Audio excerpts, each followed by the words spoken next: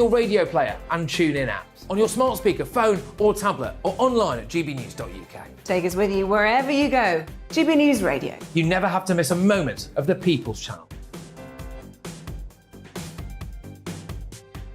Hello, I'm Alastair Stewart, and I'd invite you to join me at noon on Saturdays and Sundays for Alastair Stewart and Friends. I've been in this business for over 40 years. Now, here at GB News, I've never been happier. I get to choose the big stories that really interest me. We hear what you have to say, and you hear what I have to say. I really hope you can join me, noon on Saturdays and Sundays.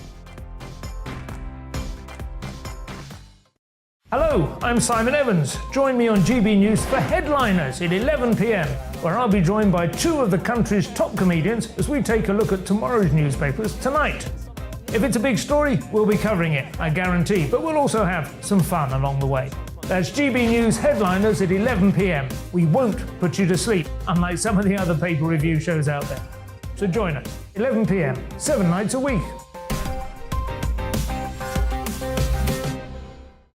I'm Mark White. As GB News Home and Security Editor, I cover those key issues that are so important to you. Our authorities, our communities doing all they can to combat violent crime. With the public services under unbearable strain, why are we still failing to control our borders? Defence, the first priority of any government, has been continually hollowed out. Can we trust our politicians to protect the armed forces? Join me, Mark White, on GB News.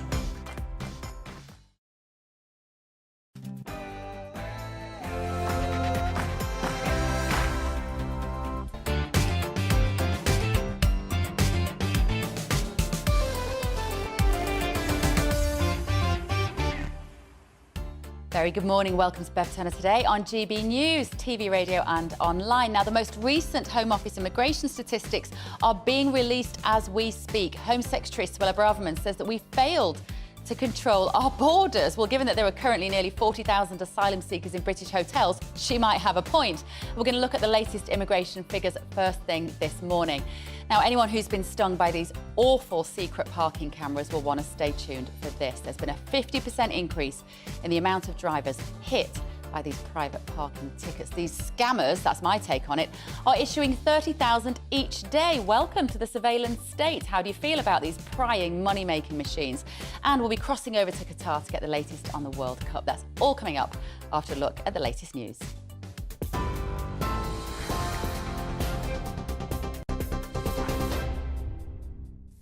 Good morning, it's 4 minutes past 10. I'm Rhiannon Jones in the GB Newsroom.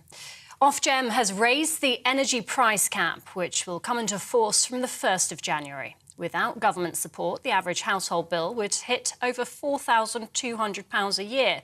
But the energy price guarantee means customers will pay £2,500 until April. Support has been promised for 18 months. Consultancy firm Cornwall Insight says it means the government could end up paying around £42 billion. Levelling Up Secretary Michael Gove told GB News the right measures have been taken to protect people. Government is stepping in, using taxpayers' money to help people through this particular difficult winter. But it's also the case that all of us can reduce our energy usage by following certain basic principles. The best advice out there comes from the energy companies, from independent voices, but government is also playing its part, encouraging all of us to do what we can in order to keep our bills lower than they would otherwise be. Well, Shadow Financial Secretary James Murray told us Labour says the government needs to do more to help insulate properties. 19 million homes across the country that need better insulation. We have the draftiest homes in Europe.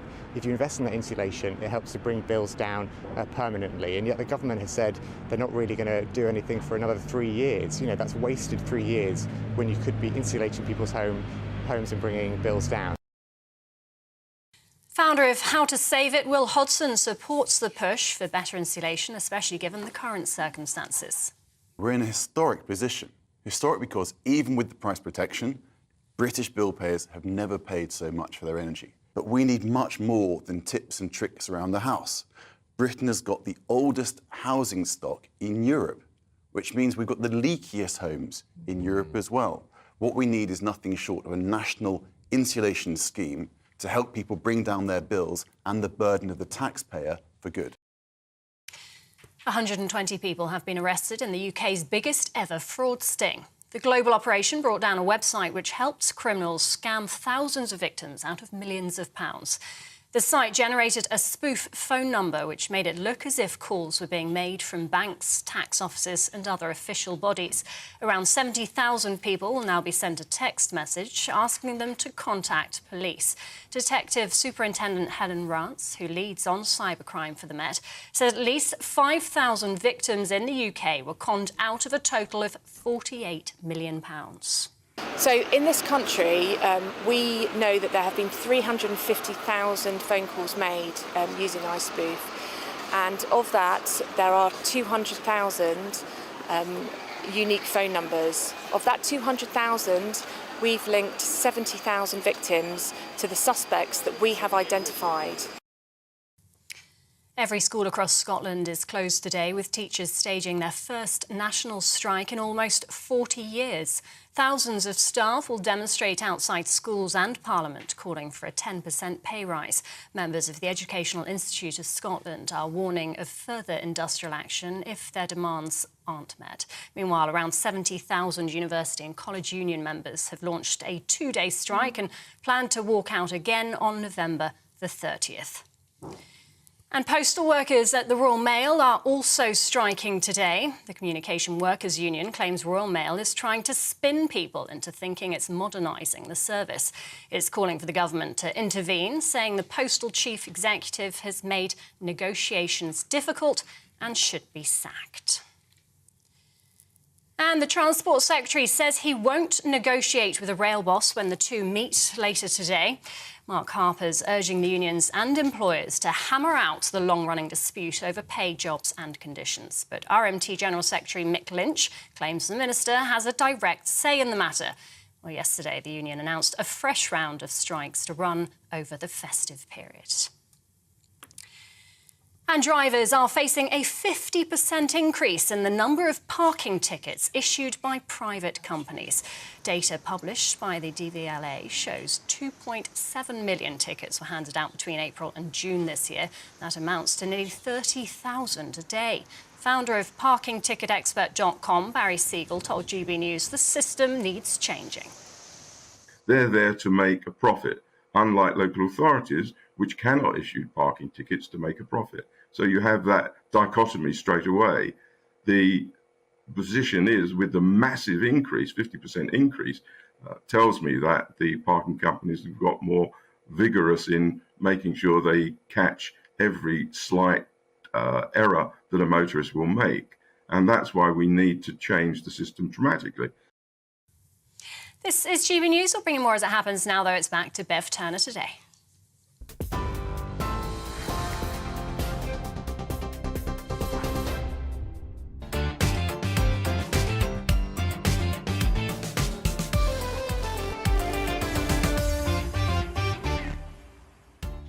Very good morning. Welcome to Bev Turner today. It's Thursday, isn't it? We nearly got to the end of the week. Only two more days if you count today, guys, until the weekend. Now, this morning, the Home Office have released their quarterly immigration statistics in a statement which can be filed under the blinking obvious. Home Secretary Suella Braverman says that we have failed to control our borders. Do you think that she's right? She says that illegal migration is at fault for the processing turmoil, but isn't that very much her responsibility? And this gets my blood boiling. A record 2.7 million parking tickets were handed out by private surveillance firms between April 2021 and June of this year. New research has found that private companies have hit drivers with a 50% increase in the number of parking fines during that time. What can we do? And Black Friday sales, it's tomorrow, of course. They are well underway. And as always, we're being advised to shop safely online. But with these deals, are we saving as much money as we think, or is it all too good to be true? I'm going to be talking to a consumer expert to find out. And of course, I would very much like your views. Don't forget to vote in our Twitter poll. We're asking for your thoughts on Braverman's leaky borders at the moment, but given that we've got a labour shortage, we're asking whether her immigration policy is too strict or too relaxed. Please do cast your vote now.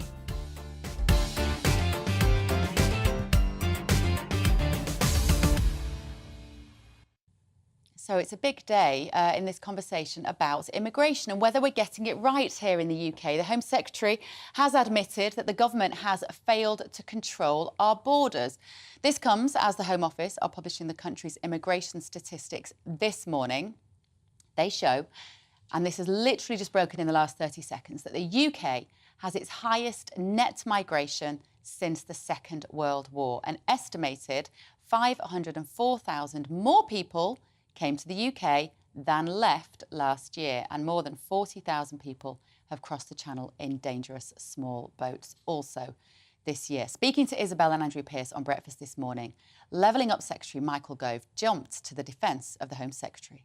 Suella in the House of Commons and also in the committee yesterday was clear that there are challenges which we need to address in our asylum system.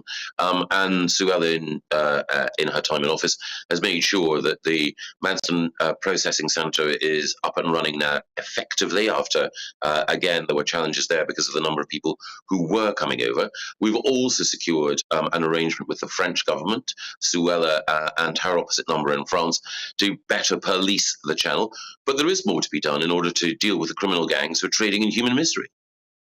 So joining me in the studio now to discuss this is Henry Bolton, border control expert, and Ivan Sampson, immigration lawyer. We've been sitting here, fellas, waiting for these figures to come out whilst the news broadcast was going on. Any surprises in there, Henry? No surprise that it's gone up. Surprised at the extent to which it's gone up, most certainly. And of course, the difficulty here is not only political, it's practical. We've got local government at the moment across the country, as was seen in the House of Commons when Robert Jenrick was talking about answering urgent questions on accommodation. You know, you've got MPs from across the country, and it's sort of beyond one party here.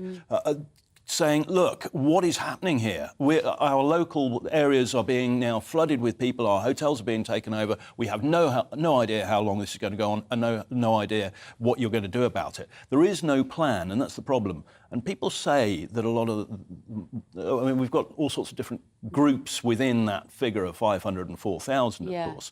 But, you know, let's be generous and say they pay their taxes. That's all well and good, but those taxes don't translate into increased services on the ground. We're seeing cuts in policing, effectively. We're seeing cuts at local government level. So the idea that, well, they contribute anyway, so it balances out, is not correct, because what we're seeing is additional strain in local communities, not an increase in the services to match. Ivan, let me ask you, how do you think, I know it's a bit mean of me to ask you this when we've only just heard it, but how do you think this 500,000 will break down? How many of those will be students, for instance, studying here, people coming over just to join family members? How many will be, outside of Europe? How many will be inside of Europe? Can you put any kind of detail on these figures at the moment? Of course. We roughly issue about 1 million visas a year. Now, the bulk of those will be people coming to work here under the skilled worker visa route and students. And there's been an increase of some 71% of those two categories since the pandemic. But that's a reflection on the shortage of labour in the UK. We need people to fill the jobs. We're not doing that with the resident labour market. And so employers are having to a much wider search. And then also the impact of Brexit, because those people that had free movement now require skilled worker visas. So that increase, a bulk of that for skilled workers is EU nationals who now need a visa.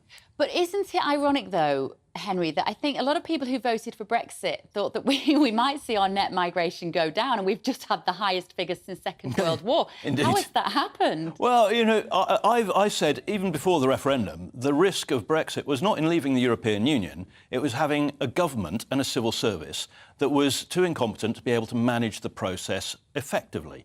Now, Brexit, there is no ifs and buts about this. Brexit gave us a huge degree of independence in law, government and public administration, so that our government, our people in Westminster, could make decisions in the best interests of the UK in relation to borders, fisheries, trade, you name it.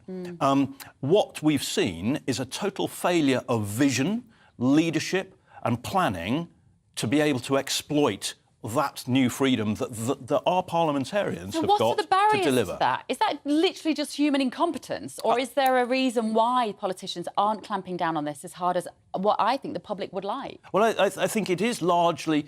incompetence is slightly unfair, but... and this isn't a great analogy, but it illustrates the point. We've got a Prime Minister who spent 7 years in the House of Commons and never had any training to do the job. If you had a general that you were going to appoint to command an army on operations, you would not expect him to do very well if he'd only been in the army for 7 years and had never done any training. And as I say, that's not a perfect analogy, but throughout the system, from ministers through junior ministers, through civil servants and through our parliamentarians, all the way down to the people who are assessing asylum claims, the training and the preparation for what they're doing is simply inadequate. And we don't select candidates for Parliament on the basis of their leadership traits or their ability to see the big picture and to be able to sort of plan and run a big, multifaceted department like the Home Office. Well, look, Suella Braverman has this department now. She had this Home Affairs Select Committee meeting yesterday, Ivan. Were you impressed by what she had to say? Do you think she's the right person for this job? No, she isn't. She hasn't got a grasp of the law. She doesn't understand the Refugee Convention, or she's not talking to the advisors to get a grip of it. She was asked about a young boy from Africa who wishes to come here to claim asylum. She couldn't answer that question. And her aide, one of her aides came to her rescue and said, well, you can apply through UNCHR. That's all well and good. Even if you're recognised as a refugee by the UNCHR, that doesn't mean that you can come here. So how do people come here? The only way they can come here is it's not actually illegal entry. Coming as an asylum seeker is not illegal. All it means is you're entering the UK without permission. Perfectly lawful under the convention. It's not illegal and it's not criminal. So do you think the language that we use is wrong? Should we not be calling people illegal immigrants? Absolutely, yeah. I mean, what would you prefer? Like, because I think it is really important, actually, in this immigration discussion to differentiate between refugees, asylum seekers, illegal immigrants, and those people who are coming here, welcome, with visas, paying tax, registered on the system. We know who they are. We know what they're doing. What language would you like us to use? Well, they're asylum applicants. But this is the thing. The figure you gave of 500,000, of those, only 69,000 were asylum applications. And of those, only 15,000 have actually had a decision. That's some 24% down since pre-pandemic. Also, that's 50% less than the number we were taking in the late 90s and early 2000s. So, in actual fact, we have less asylum applications now than we did 20 years ago. Is it? Go on then. I think, in a way, we're looking at this in the wrong frame. Now, I've helped 14 countries to reorganise, root and branch their borders to deal with certain challenges of a similar scale for those countries as we're facing here now. And, you know, when you do that, you don't approach the problem from this is the situation that we have to live with. If the legislation is not allowing the politicians to act in the way that the politicians and the nation believe to be in their best interests, then you have to address the legislation. But you can't address the legislation if you don't know what you're trying to achieve. And so you have to go back to that sort of strategic national analysis where you get very clear political intent. This is what we want. And you've got to break that down to an extent because of the different groups and different types of migration. But then you make sure that you've got the structures and the legislation, the powers to act. And at the moment, we've not got that. What we've got is we've got ministers, the Prime Minister down, who are saying, show me something that I can present as a 10-point plan or a 5-point plan. This is a highly complex thing, and sorry, Minister, you need to have a proper planning team. And I'll tell you what I would do with... I think Suella Braverman is the right person. She's forward-leaning, she wants to get things done, but she's not got the support and the advice around her that she needs. What I would say to her is, and she knows who to speak to make this happen, I know she does, get some joint operations planners in from Northwood, make it very clear what your political intent is here, and let them work out the options that you've got. Take that deep breath, do it, and make time for it to happen, Even because if that's otherwise unpopular we're just... with the electorate. Because, Sorry? of course, even if those decisions are unpopular with the electorate... Well, unless you go through that strategic analysis and planning, you don't really know what your options are and what the implications are. None of that has happened. I know none of that has happened. And otherwise, what we're going to have is, as Ira quite rightly says, we need to look at the UN Convention on Refugees. Absolutely we do. It's old. I don't think it's fit for purpose. We need to readdress that, and we need to do that through the UNHCR. Yeah. But what we're going to end up with is we're going to end up with lots of little individual actions and responses, none of which Ivan, deliver is there any of that the you overall agree result. with? Or do you see it very differently as an immigration law? Not at all. I think we need to relook at the convention. This is a problem for the government. If we have safe legal routes to come to the UK, the end result is that net asylum, number of asylum seekers will probably double or triple. You see, and that's the problem for the government. So if they set up these safe legal routes, people will use them. What we can't have is asylum seekers deciding which country they want to go to. Yeah. So we need to come out the convention. There's two things. We need to have asylum seekers seeking asylum in the first safe country. And two, we need to know who they are. At the moment, if you come across the channel, there's most of them have no identity documents. Can you imagine coming to the airport without a passport? Would you be let into the country? And there seems to be two different systems. So if you come across the channel, you can enter the country with no documentation, but at the airport you can't.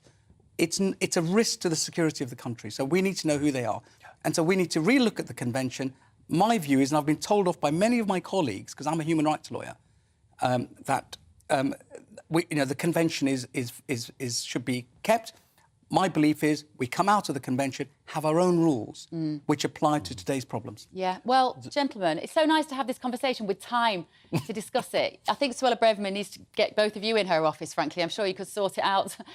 I'm up for that. In a moment, there you go. Henry Bolton and Ivan Sanson, thank you so much. Now, after the break, I'm going to introduce you to my brilliant panel, and we're going to talk about strikes. We've got a lot of them coming up. I think there's a university strike, in fact, starting today. If you're affected by that, do get in touch with me, gbviews@gbnews.uk. Don't forget to vote as well, please, in our Twitter poll.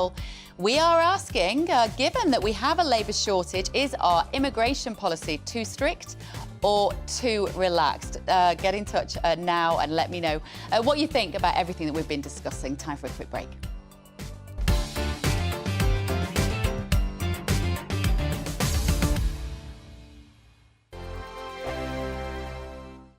We are GB News, and we'd like to say thank you to each and every one of you for bringing us your conversations, for helping our great nation find its voice. We are here for you on radio, television, and online, across England, Scotland, Wales, and Northern Ireland. It's not the BBC, you actually get your facts right. We are proud to be GB News, the People's Channel, Britain's news channel. Every Friday and Sunday night from 9, it's Mark Dolan Tonight. We're on the same page again. There's something weird happening. Let Ian finish. Don't be such a cranky. That mini budget was the tip of the iceberg. And on Saturday, my show just got bigger. From 8, it's Mark Dolan's Saturday Night In. You can't govern a country if you can't speak. Stop talking. My God, we reached the end. I've never been early in my life. Only on GB News, the People's Channel. Hello there, it's Eamon Holmes here from Breakfast on GB News. We're not just on your television and your screens, you know. We're on DAB plus digital radio, so you can listen to your favourite shows on the move. If you've not yet listened to GB News Radio, it's very simple. We're on your radio player and TuneIn apps, on your smart speaker, phone or tablet, or online at gbnews.uk. Take us with you wherever you go. GB News Radio. You never have to miss a moment of the People's Channel. Monday to Thursday, 9 p.m. till 11 p.m. Join me, Dan Wootton. I'll bring you the sharpest takes and hottest debates. And it's about standards and public life. No, I'll tell you what's hypocrisy, Narinda. I guarantee you there'll be no spin. We believe in the UK. No bias, no censorship. It just doesn't make sense to me. He wasn't doing his job as Chancellor. And no reason to go to bed. So I guess they've always been quite woke. That's Dan Wootton Tonight on TV, radio and online. Monday to Thursday from 9 p.m. till 11 p.m. on GB News.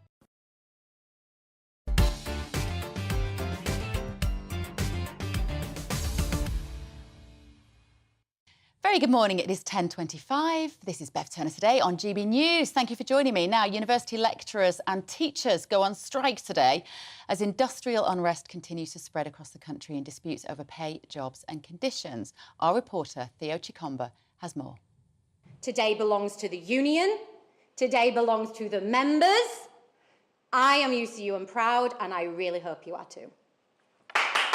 This was the moment tens of thousands of lecturers had been waiting for. A nationwide strike set to be the biggest ever to hit UK universities as they walk out over pay and conditions. People are realising that they won't be able to afford to pay their bills, and that's a situation that affects students as much as lecturers. We're seeing that the staff at universities, a lot of whom are casualised on very short contracts, effectively 0 hours in some cases, are struggling a great deal, as are many contracted members of staff, and students are also struggling. We're seeing that as lecturers or as people working in professional services. From today, over 70,000 staff from 150 universities will strike over 3 days, potentially halting the studies of more than 2.5 million students. But what's the mood on campus?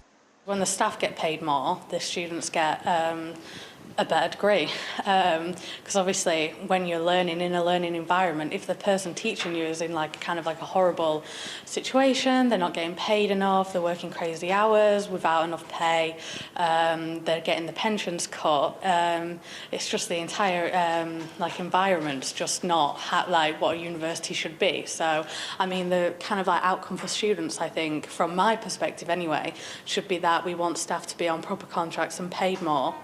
Another concern is pensions. Universities UK, which represents 140 institutions, say pension contributions were already at the very limit of affordability and argue a period of stability in the economy is needed.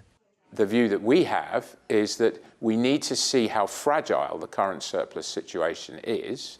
Things are fairly strange financially at the moment, but if that was to be something that continued, we would want to know what we could do to improve the pension scheme. It's not an unreasonable question from the union, and we're working very hard with them to try and see what can be done.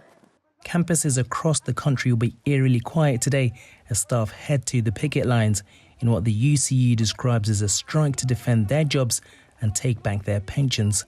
Theo Chikomba, GB News. So let me introduce you to my panel this morning. I am delighted to be joined by former Labour advisor and writer, GB News regular, Scarlett Maguire is here, barrister and political commentator Rupert Myers, and journalist and former MEP Patrick O'Flynn. I don't know about you guys, but watching that, I just think university students have missed out on so much in the last couple of years. There are some students who have had almost their entire university education done down the line. It's just awful, isn't it? Yes, I have children of that generation. They've had a terrible experience of university. Some of them, as you say, almost completely, not just learning online, but no particular social life, no sports teams, no societies, no debating societies. Their whole experience of university, some of them have actually moved back to family homes hundreds of miles away from these universities, which means missing out on the entire sort of developmental side, social side of the universities. I mean, I have to say, the student who was interviewed there, a sort of woke lamb to the slaughter, far too nice to say, actually, I'm cross, we're getting a bad deal here. Better. Why don't they say that, Scarlett? That generation just say, I don't deserve better.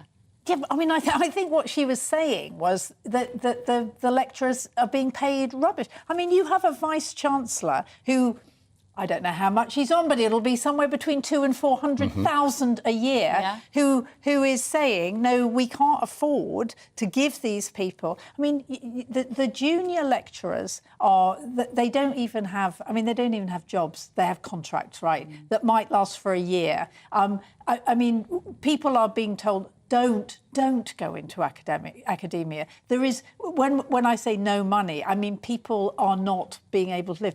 I just think we have to understand, we have to think about how people are managing to survive. I agree about the students. I couldn't agree with you more. But I mean, you cannot blame the lecturers for the fact that the students aren't doing games, aren't doing social. I mean, you know, COVID happened, right? And what they started doing lectures online, and they realised that they could put masses of people there. I mean, that was, again, the management.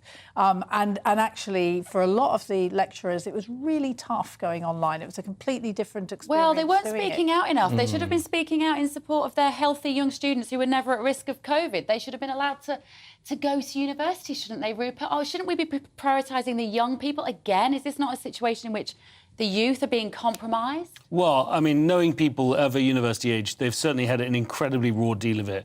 Part of that has been COVID and lockdowns and not getting the normal university experience.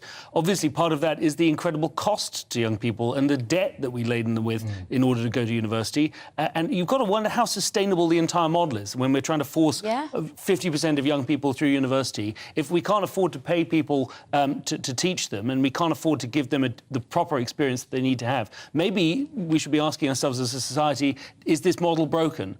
Is it, if we can't pay lecturers enough to do the job, well, why are we putting all these people through this process? Why are we sending so many people, young people, out into the world with vast debt and very little sometimes to show for it? I can't get my head around, Patrick, why, when students are paying such enormous sums to go to university, that the money is not there to pay the lecturers better. Like, the distribution of these funds is clearly not working if the teachers are so unhappy.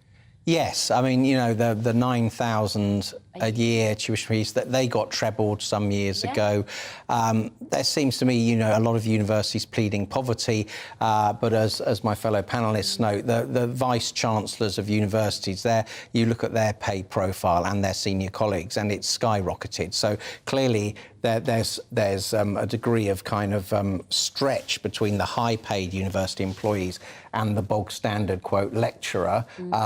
It's not surprising, by the way, in an atmosphere of 10% inflation, that all sorts of groups of workers are going to go on strike to try and defend their living standards. Well, there is. Yes. We've got train strikes coming up this weekend. We've got postal strikes looming on the horizon. We're going to be talking a bit more about these as well in just a moment, guys, so don't go anywhere. And if you're a student, make a fuss. Make a fuss. You deserve better. Make a fuss. Go and knock on the door of your Vice-Chancellor. Ask what their salary is and demand that they do something about it. Right, now, private parking firms issuing... That's my maternal moment for the day. Right, after the break, private parking firms are issuing 30,000 fines each day as the number jumps by 50% in a year. You've already been getting in touch about this, and you're saying, frankly, if you don't want a ticket, then park a little bit more sensibly. But these are these surveillance cameras. You don't even know they're there. We're going to be talking about that after your morning news.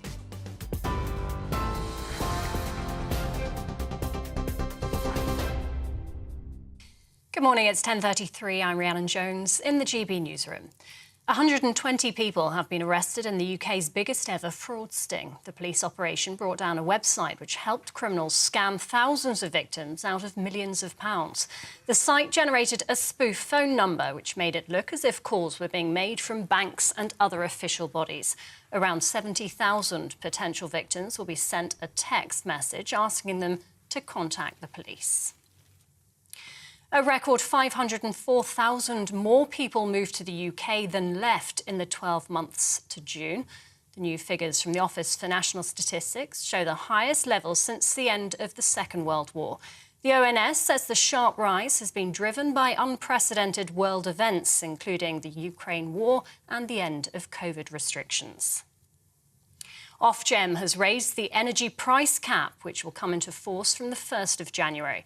Without government support, the average household bill would hit over £4,200 a year. But the energy price guarantee means customers will pay £2,500 until April. Support has been promised for 18 months. Consultancy firm Cornwall Insight says it means the government could end up paying around £42 billion. Every school across Scotland is closed today, with teachers staging their first national strike in almost 40 years. Thousands of staff will demonstrate outside schools and Parliament, calling for a 10% pay rise. Members of the Educational Institute of Scotland are warning of further industrial action if their demands aren't met. Meanwhile, around 70,000 university and college union members have launched a two-day strike and plan to walk out again on November the 30th. Postal workers at the Royal Mail are also striking today. The Communication Workers Union claims the Royal Mail's trying to spin people into thinking it's modernising the service.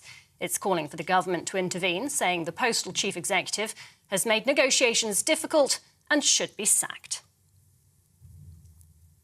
TV online and DAB+ radio, this is GB News.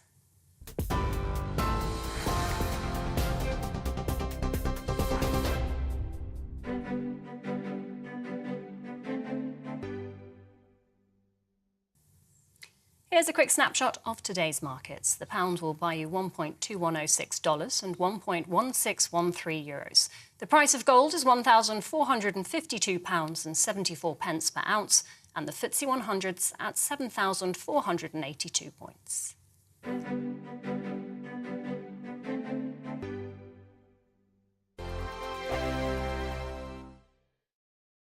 Monday to Thursday nights on GB News. At 6, it's Dubes & Co. 7 o'clock, Farage. At 8, join Mark Stein. And at 9, Dan Wootton Tonight, followed by Headliners. On TV, radio and online. This is GB News. We are GB News, the People's Channel. Why not take us home with you by visiting the GB News shop at gbnews.store. You'll find all the official merchandise, a really good present actually for yourself, your friends or your family. We ship across the UK mainland at no extra cost. GB News, the People's Channel. Hello, I'm Esther McVeigh. And I'm Philip Davis. Whether you're watching or listening on TV, online or on radio, we handpick the latest stories, debates and expert opinions for your weekend. So whether that's politics, news or showbiz, we've got it covered. Join us every Saturday morning at 10 o'clock on GB News. Monday to Thursday on GB News, it's Bev Turner Today from 10 a.m. We're going to be here for you, our GB News family, to keep you up to date, but also make you smile. There's a guy who went from puberty to adultery. And I can't wait to bring a few of my own opinions. I have no time for cultural totalitarianism. We'll engage in passionate, but always polite debate with your thoughts and opinions at the centre of it all. Monday to Thursday, 10 till 12, on TV, on radio and online. Hi there, it's Stephen and Anne. At breakfast from 6 a.m, you'll always be caught up with everything you need to know, the latest headlines, opinions and debates. We'll bring you the good news and the bad, but most of all, we're here for you. Remember, send in your views and let us know what you would like us to talk about. That's because we're your news channel. And every morning at 6 a.m, it's breakfast on GB News.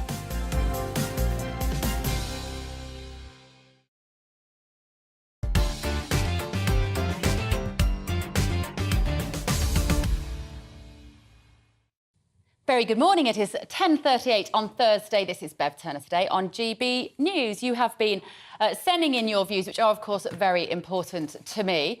And we're going to talk about this in just a moment. But I'm just going to put this out there because some of you are basically getting a little bit cross with me at the idea that I might complain about parking tickets. Macca said, if you don't want to pay one, be more vigilant and don't park illegally. That's it, job done. It's not rocket science. Well, I hope you're watching, Matt, because we're going to discuss this. You'll get a sense of what I've been dealing with.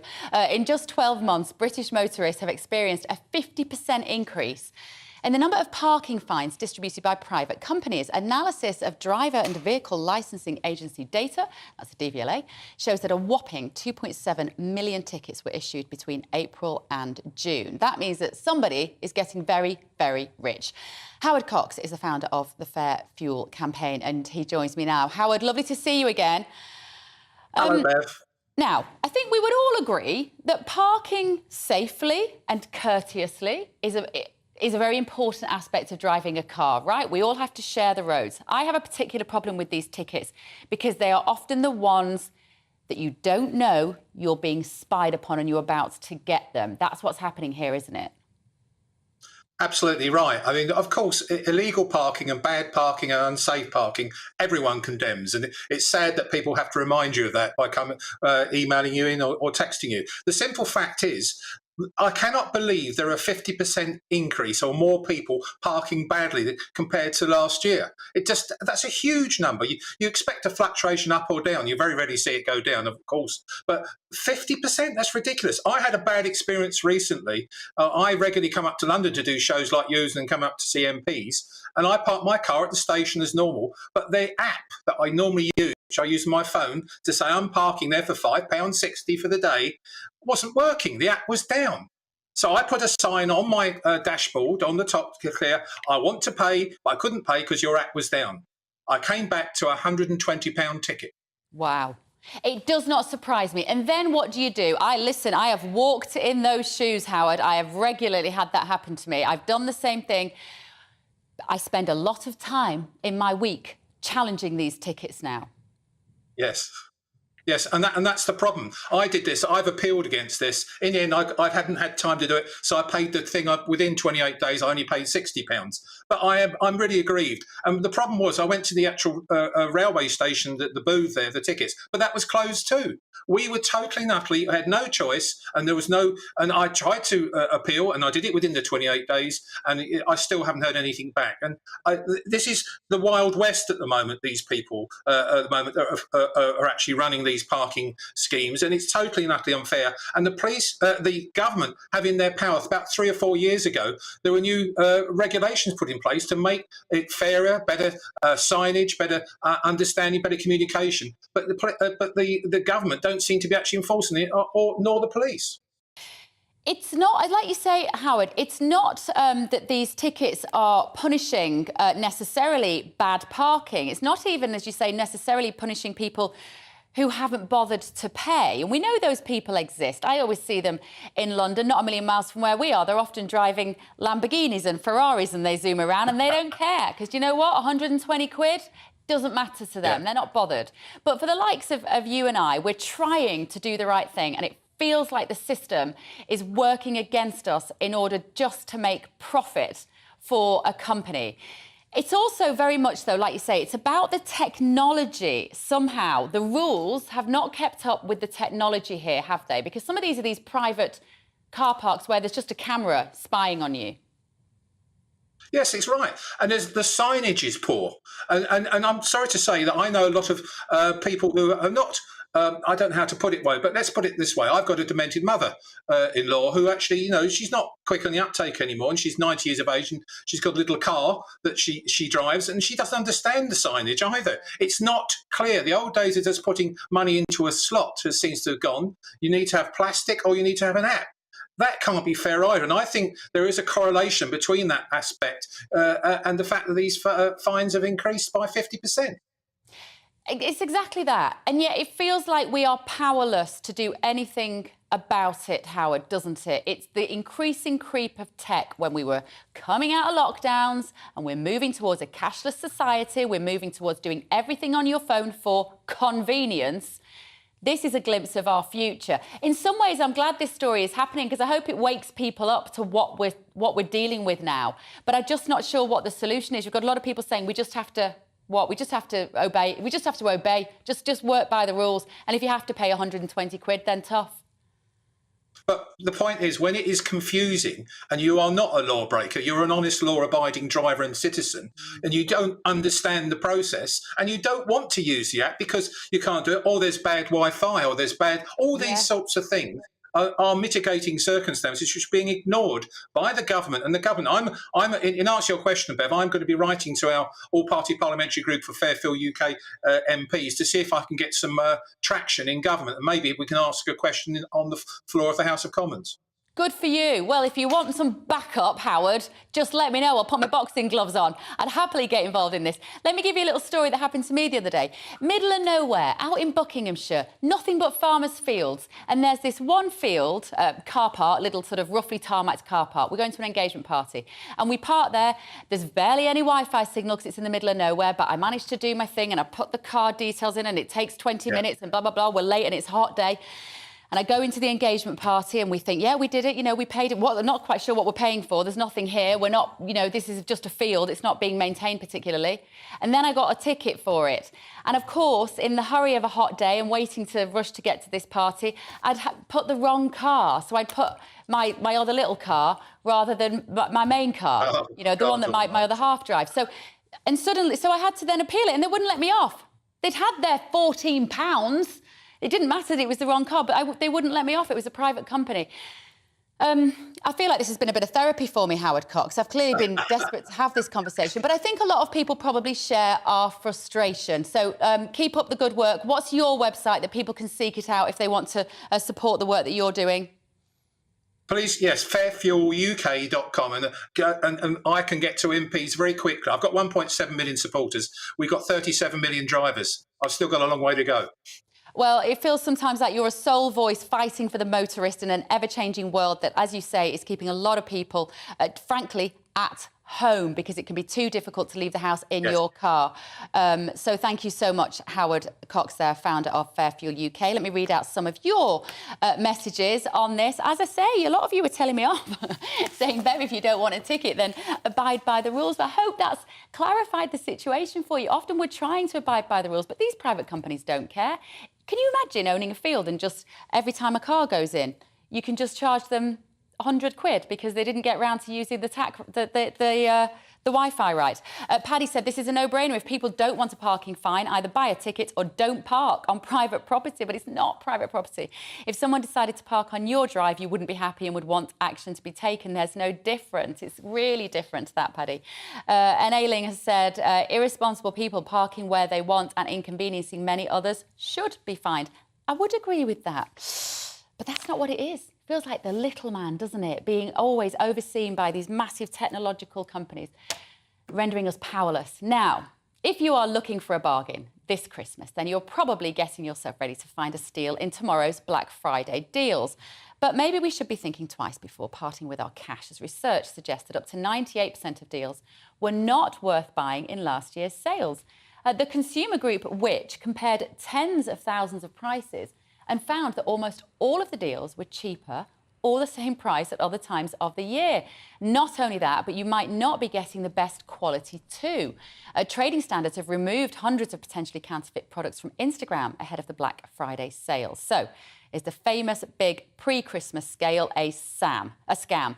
I'm delighted to be joined now by Harry Wallop, consumer journalist. Harry, I haven't seen you for ages. It's lovely to see you. I was so pleased to know you were going to be talking to us about this topic. Right, Black Friday. Oh, is it going to be all it's cracked up to be?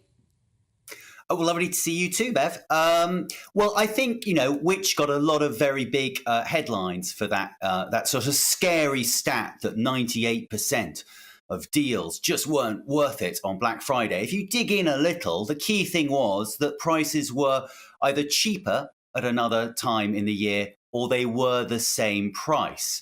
So what you do have in some circumstances is that things do get cut in price at Black Friday, but they then just stay that price all the way up till Christmas. And under that category, which would say it was a bad deal. And I think that's a little unfair. The more truthful statistic is that 46% were cheaper. So not the same price, were cheaper than at some other point of the year.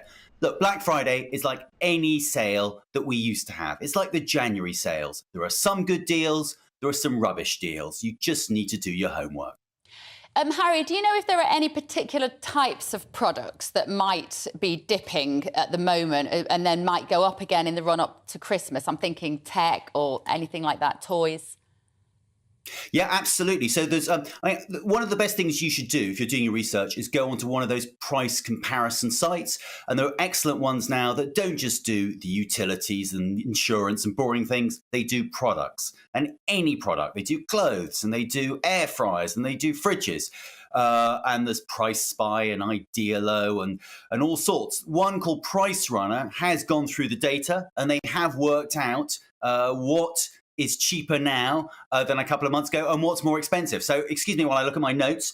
So turntables, vinyl turntables, very popular with the teens. They are 27% cheaper than a couple of months ago. Remote control toys have been cut by 32%. Power tools, not a very sexy Christmas present, but hey, maybe. That's down 27%. But some things have gone up.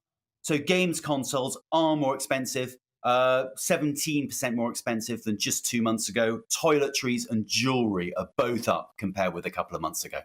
Is that right? Now, you're a dad, I know that. What do you do in the run-up to Christmas with your consumer expert head on? Do you set yourself a budget for your Christmas presents and then stick to it, or how do you do it? I've been known to kind of buy things in October, completely forget about them and find them in March because I'm that disorganised. Well, I found something actually only last week in the present cupboard. We have a present cupboard. I bought in America on a work trip for a nephew from the land of Fisher Price. I was at Fisher Price headquarters. I was so excited to discover it that I'd already got the Christmas present. So it happens to the best of us. Look, each family does it differently. We have tried to set price limits in the past. Let's only buy presents worth £20 each. And then there's no arguments. But then people cheat, and they get around it with sort of clever methods. I mean, I think personally, the thing I insist that everyone does is make a Christmas list of things you need. So I might as well get you something that you want. The kind of tokenistic thing that basically just ends up in Oxfam seems a pointless waste of money and resources for everyone involved. And the other thing I'm really going big on this year is refurbished. There's so much technology that has an element of inbuilt obsolescence. The expectation that every year you should get a new smartphone is crazy. There's just no need. The Apple iPhone or the Samsung Galaxy that came out 2 years ago is really good. It's full of fantastic tech. Get it refurbished. You can save 200 quid by going to a very reputable retailer and they will refurbish it, and it's basically as good as new. Yeah, and I did that recently with my daughter's new phone. She had no idea. She thought it was a new one. I just got a refurbished one and it was in a relatively new-looking box, and she didn't need anything better than that, frankly. Harry Wallop, thank you so much. It's lovely to see you. I'm not going to say Happy Christmas because it's way too early. But thank you for your advice on that. And no doubt we will talk to you in the run-up to Christmas about what else is on offer. Thank you so much, Harry Wallop there, consumer journalist. Now, Ofgem has announced the energy price cap will rise to £4,279 a year from January. Economics and business editor Liam Halligan is here. Hello, Liam. Let's hope your daughter doesn't watch the telly. She should be at school. She's sufficiently young that I can still I'll be clipping that up and sending it to her. Don't. I can still get away with that stuff. Right. I remember us talking about this price cap a little while ago, and we knew that this rise was coming. Where are we at now? Well, where we are at now is this is kind of a hypothetical number. What Ofgem, the energy regulator, is saying is that the average household would ordinarily, just bear with me, be paying from January on their estimates £4,279 per year for their dual fuel gas and electricity bill. This is the typical household based on where Ofgem thinks wholesale energy prices are going. But of course, households won't be paying that. They'll be paying on average £2,500 because that's the government's energy price cap. And we know that that's going to be in place until April. And then after April until spring of 2024, so for another year, there's going to be a slightly less generous price cap, which means the average household bill will be about £3,000 a year. So this 4,729 number, Bev, I think we should just park it, really, because it's not what people are going to be paying. It's just the hypothetical that Ofgem is saying, without government support, this is how much you would be paying, but the average household will be paying about £2,000 less than that because of government support. What's important about it is when you look at the whole of the macro economy, because you'll remember when we had that mini budget and lots of the media were trying to say this is insane. The first one or the second one? The Truss Quantum mini budget, and lots of the media were saying this is insane. She's got to go. And gilt prices were going up, and government apparently was about to be shut out of international bond markets. It wasn't, by the way, but that was the media narrative.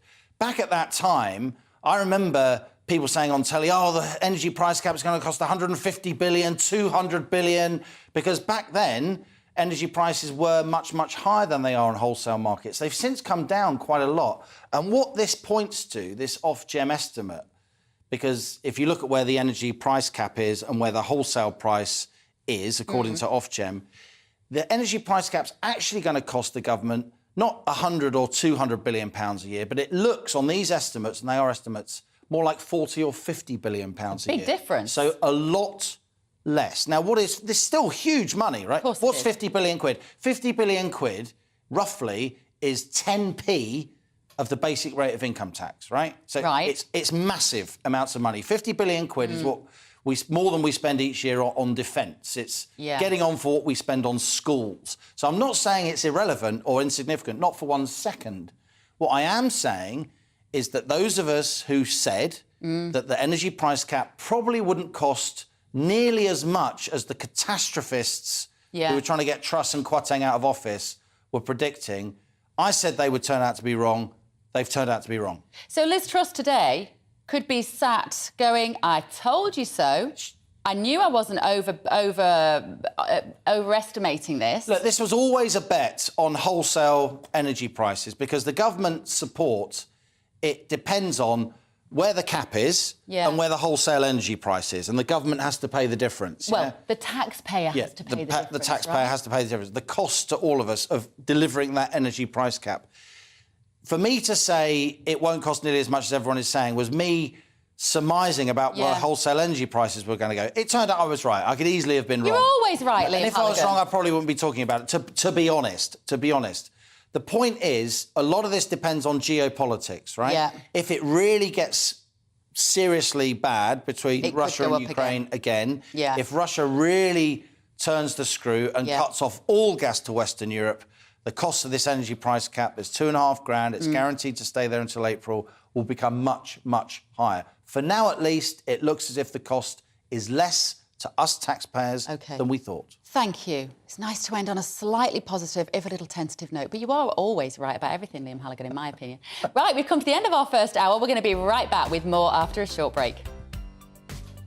Hello there. For the rest of today, strong gusts, heavy rain tracking eastwards with blustery showers to follow and a lively evening, particularly towards the west. So let's have a look at the bigger picture. It's all courtesy of this area of low pressure with this cold front, which is rather pokey. Some heavy bursts likely through the day as it tracks from the west towards the east. So you can see these brighter echoes representing that heavy rain moving towards the central spine of the country. By the evening, it'll be across eastern Scotland, eastern England, down towards the southeast. And then the winds pick up again further west. So there are wind and rain warnings in force throughout the day across Wales as well as central southern parts of England down towards the West Country. So through this evening, yes, a very windy one to come associated with that rain band. That rain band does clear though, but showers move in, particularly across Irish sea coast, western parts of Scotland, Northern Ireland, gusts up to 50, 60 miles an hour for a time and also gales. But then things tend to quieten down across England and Wales, a few showers lurking and always showery across central and northern western parts of Scotland as we enter Friday. It will be a chilly start to the day as well, with some sunshine coming through once the sun rises. But you can see here towards the northwest, showery bursts of rain throughout and also that strong wind. There will be a few showers further south and west, particularly across South Wales and the West Country, but brighter skies, breezy, but some sunshine coming through as temperatures rise after a cold start to around 10, 11, 12 degrees Celsius. So that's Friday.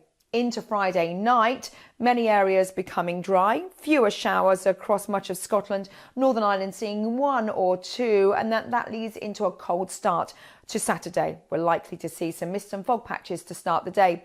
Isolated frost also, and then more rain arrives, and that rain sweeps across the country, stores across the southeast as we head through to Sunday, and still breezy.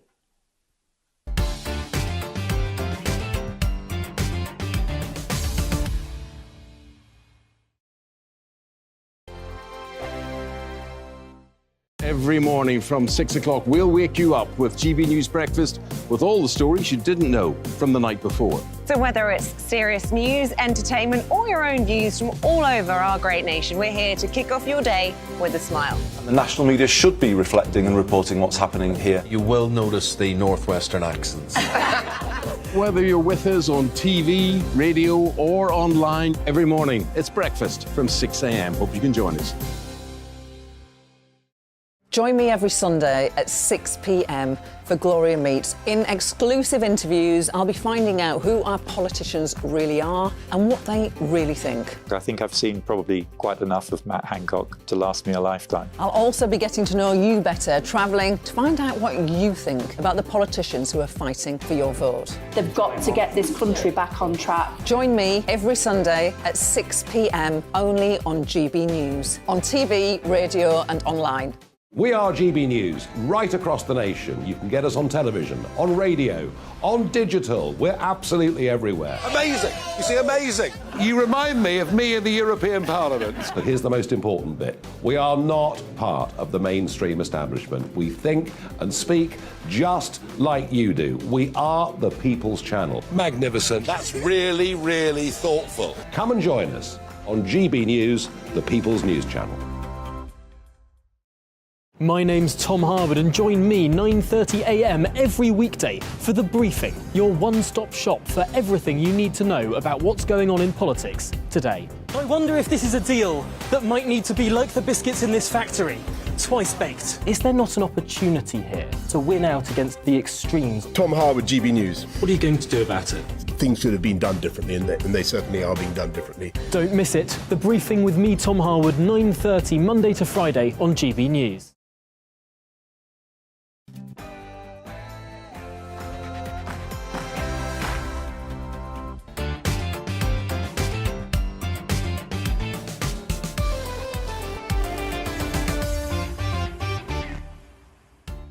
Very good morning. Welcome back to Bev Turner today on GB News. It's only week 3 of this show. Let us know if you're enjoying it. Keep your opinions to yourself if you're not. I'm kidding. All feedback welcome here. All critical feedback always welcome. Right, loads to look at before midday. Brand new figures. Net migration to the UK hit more than 500,000 people last year, a new post-war record. We're going to be discussing why with Mark White. Plus, you don't need to be a teacher to see what impact the COVID pandemic lockdowns had on education. A new report out today explains the effects. Do not miss that. And as always, I'm going to be joined by a fantastic panel talking about the day's top stories. All coming up after a look at the latest news with Rihanna.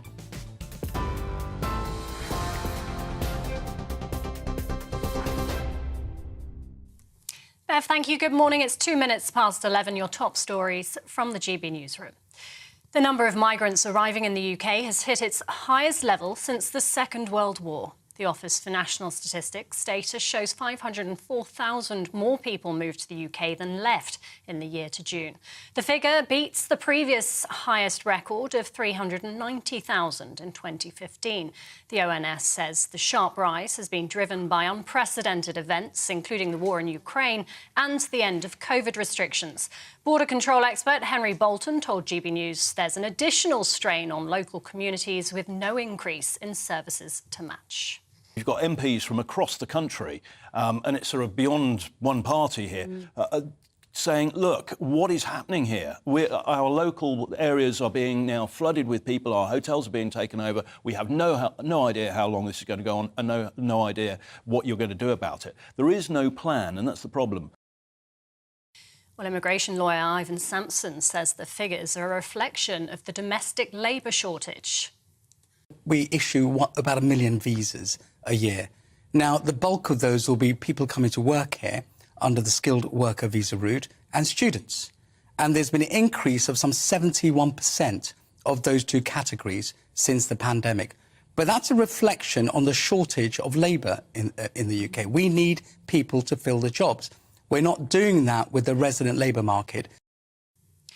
120 people have been arrested in the UK's biggest ever fraud sting. The global operation brought down a website which helped criminals scam thousands of victims out of millions of pounds. The site generated a spoof phone number which made it look as if calls were being made from banks, tax offices and other official bodies. Around 70,000 potential victims will now be sent a text message asking them to contact police. Detective Superintendent Helen Rance says at least 5,000 people in the UK were conned out of a total of £58 million. So in this country, we know that there have been 350,000 phone calls made using iSpoof.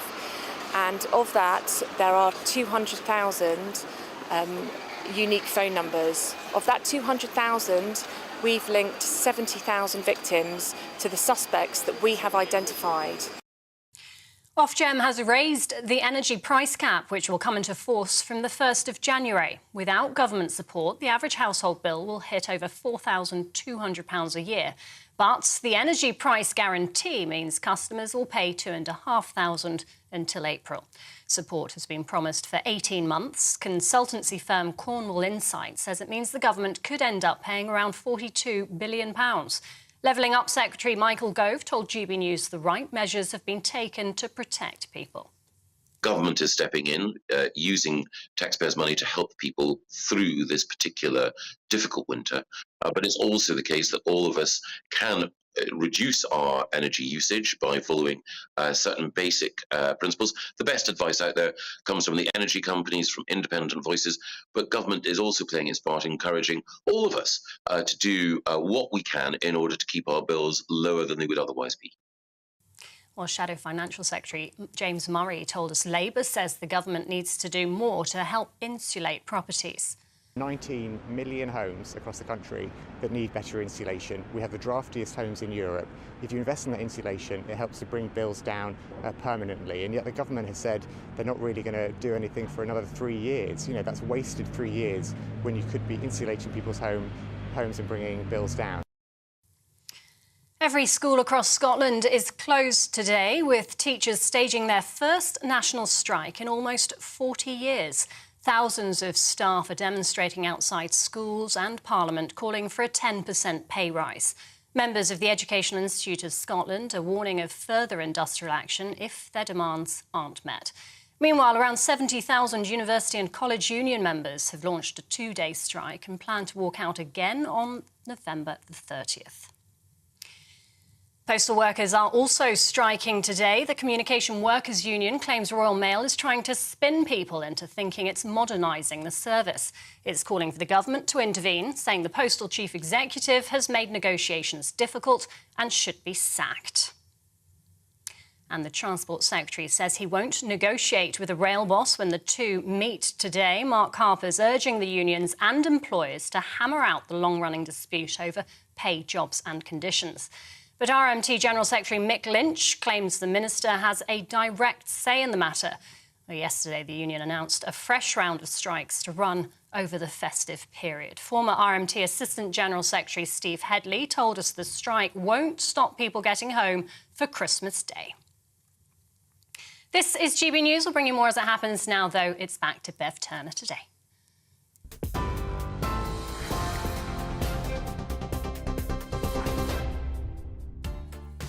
Good morning. You are watching Bev Turner today on GB News. I'm just chatting with Mark White. We're going to be coming to that in a minute because there's some big figures today. Earlier, the Home Office confirmed that net migration hit more than 500,000 people last year. Who arrived here? Why? And are they likely to stay? Mark and I will be crunching the numbers in just a minute. The government is expected to meet with Mick Lynch and the RMT regarding planned rail strikes that will cripple the festive period unless something is done. Will we continue to see more disruption across the network, or could we see them reach an agreement? Let's hope so.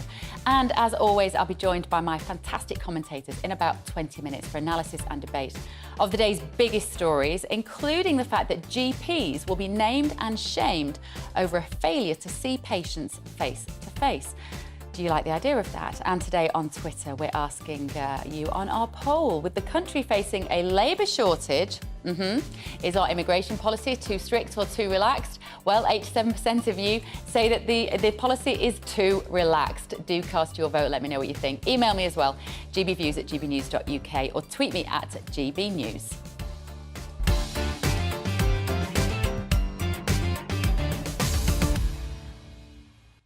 Now, as I say, more on our top story this morning. The Home Office has confirmed net migration hit more than 500,000 people last year. An estimated 504,000 more people came to the UK than left in 2021, the highest amount since the Second World War. The previous record was 390,000 set in 2015, which was, of course, before Brexit. So, Mark White, I am so glad that you're here and you've had time while I've been presenting the show to work out what the actual detail are of these numbers. What do we know? Well, I think those that answered the survey expressing concern at just how immigration policy is relaxed will be rather alarmed at the figures. As you say, net migration to this country, 504,000. Now, that is pretty much the size of the city of Bradford that have come to the UK in the past year. 1 million people came to the UK in the past year.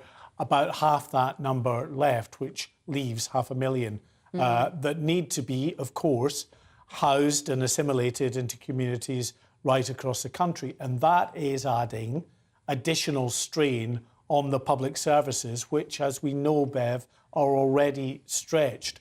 Now, in terms of the makeup of that 504,000 figure, 476,000 were from student visas, visa applications. Remember, of course, some students will have left. That's why it's particularly high. And it's over a 2-year period, the student visas, because it's taking account of the fact that we had a pandemic and over a 2-year period, not as many as you would expect. So it compares to 2019 pre-pandemic levels, a 77% rise. And the biggest nationalities applying for student visas are Indian and Nigerians who are coming across. The other very big driver of people into the country are the Ukrainians fleeing the conflict over there. 200,000 visa applications were granted for Ukrainians in the past year as well. So we would expect a lot of those people to want to return home one day, whether that is to their birth home after being graduated from university, or maybe going back to Ukraine once peace has arrived. So these aren't necessarily 500,000 people that are going to stay here forever. Well, sadly, though, I think the official figures show that the population in terms of migration into the country does indeed grow, that many of those who come here don't end up leaving for whatever route. And some of the students that are here maybe go on to get jobs in this country, or some of them, as we've known previously, disappear into the black economy when they're supposed to leave. They don't do that. But yeah, you're right. Many will leave, but it still doesn't take away from the overall figure, which shows you year after year the population increasing, and by 500,000 in the last year. And like you say, in the immediate demand of our already hopeless public services. Where does illegal immigration sit in these figures, Mark? Well, illegal immigration, as we know, of course, if we're just looking at the small boats crisis, 42,000 people plus have arrived so far this year. And according to the Home Office, the biggest single group arriving on small boats is Albanian. 13,000 plus applications for asylum were made by Albanians in the past year. Half of that number are Albanians that have arrived on small boats. And also in terms of the Albanians themselves, we're told that only 10% of Albanian males who then go on to apply for asylum are granted asylum. So 90% of them are being denied asylum, which then raises the question, well, if that's the case, why are they not on the first plane back out of the UK, back to Tirana? That particular question hasn't really been answered in a satisfactory manner by the Home Office. Some of it is down to the fact that many of the Albanians coming across claim that they are the victims of trafficking and modern slavery. They then enter a tandem system to the asylum system where they have got to be assessed and their stories verified or not. The threshold for proving that someone's been trafficked and is a victim of modern slavery is quite low. And in those circumstances, actually quite a lot of the people who claim to have been trafficked then go on to be granted asylum in the UK as well. One point of good news, the Home Office confirming that in recent weeks, well, we've had bad weather anyway, which is the biggest single barrier to those crossing the English Channel. So we've not had really, for the last couple of weeks, anyone crossing the Channel. But in the last month or so, looking at the figures, the Home Office have revealed that the number of Albanians coming across is slowing down, proportionally speaking. Nobody knows this subject better than you, Mark White. And when Priti Patel had the job of sorting out immigration, I had no sympathy for her at all. She just didn't seem to be able to get a handle of it. She seemed to be all hot air and it didn't look like her heart was in it. And obviously she was the architect behind the Rwanda deal, which fell at the first hurdle. Do you have some sympathy for Suella Braverman now? Because she seems to be saying all the right things. She just seems to have no power to her elbow. Yeah, and I had sympathy for Priti Patel as well. I honestly think, she was trying to get the number of illegal crossings, irregular crossings as they're termed by the Home Office down. But, you know, she's in, she was in, and now Suella Braverman is in a very unenviable position, trying to grapple with a situation that many believe will only be solved if we come out of the European Convention on Human Rights, because that is giving those lawyers who are challenging the various policies that are being adopted by the British government the chance to drag it through the courts. And we know, of course, that the Rwanda policy is currently mired in a legal challenge. We're still waiting for judges to come back with the deliberation on whether that policy is legal or not. And of course, those general asylum applications that are approved or not, often when they're turned down, there is this appeal process that can go on and on and on and actually last a number of years. And so those coming across, even on irregular routes on small boats, know that actually the odds are they will get to stay in the end for a variety of reasons. One, because, you know, they're told to throw away their documentation. It's hard to then get a handle on who they actually are. They're schooled in many cases on the stories that they should tell immigration officials that can be difficult actually to check out and verify the veracity of. And because of all those factors, the stories they tell, the difficulty in identifying who they are and where they've come from, it then makes it almost impossible in some countries to actually return them to those countries as well, if they were even willing to take these citizens back in. So that means they are often granted indefinite leave to remain.